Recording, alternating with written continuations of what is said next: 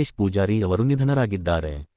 ನಮಸ್ತೆ ಸ್ನೇಹಿತರೆ, ಕಾಮಿಡಿ ಕಿಲಾಡಿಗಳು ಸೀಸನ್ 3ರಲ್ಲಿ ತಮ್ಮ ಅದ್ಭುತ ನಟನೆಯ ಮೂಲಕ ಮನರಂಜನೆ ನೀಡುತ್ತಿದ್ದ ಜನಪ್ರಿಯ ಹಾಸ್ಯ ನಟ ರಾಕೇಶ್ ಪೂಜಾರಿ ಹೃದಯಾಘಾತದಿಂದ ನಿಧನರಾಗಿದ್ದಾರೆ.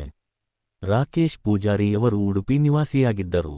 ನಿನ್ನೆ ನಿಟ್ಟೆ ಸಮೀಪದ ಮೆಹಂದಿ ಕಾರ್ಯಕ್ರಮದಲ್ಲಿ ಏಕಾಏಕಿ ಕುಸಿದು ಬಿದ್ದು ನಿಧನರಾಗಿದ್ದಾರೆ. ಸಮೀಪದ ಆಸ್ಪತ್ರೆಗೆ ದಾಖಲಿಸಿದರೂ ಚಿಕಿತ್ಸೆಗೆ ಸ್ಪಂದಿಸದೆ ನಿಧನರಾಗಿದ್ದಾರೆ.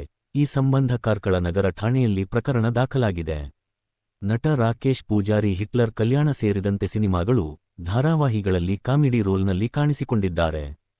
ಕಾಮಿಡಿ ಕಿಲಾಡಿ ವಿನ್ನರ್ ರಾಕೇಶ್ ಪೂಜಾರಿ ಅವರ ನಿಧನದಿಂದ ಎಲ್ಲರಿಗೂ ಗರಬಡಿದಂತೆ ಆಗಿದ್ದು, ಅದೇ ಕಾರ್ಯಕ್ರಮದಲ್ಲಿ ಜಡ್ಜ್ ಆಗಿದ್ದ ನಟಿ ರಕ್ಷಿತಾ ಪ್ರೇಮ್ ಅವರು ಕೂಡ ಮಿಸ್ ಯು ಮಗನೇ, ನಾನು ಇನ್ಯಾವತ್ತೂ ನಿನ್ನ ಜೊತೆ ಮಾತನಾಡಲು ಆಗಲ್ಲ, ಕಾಮಿಡಿ ಕಿಲಾಡಿ ನನ್ನ ಹೃದಯಕ್ಕೆ ಹತ್ತಿರವಾದ ಕಾರ್ಯಕ್ರಮ, ನೀನು ಅದರಲ್ಲಿ ಒಂದು ಶಕ್ತಿಯಾಗಿದ್ದೆ, ನಿನ್ನಂತಹ ಅದ್ಭುತ ವ್ಯಕ್ತಿ ನಮ್ಮ ಹೃದಯದಲ್ಲಿ ನೆಲೆಸಿರುತ್ತಾರೆ ಎಂದು ಪೋಸ್ಟ್ ಮಾಡಿದ್ದಾರೆ.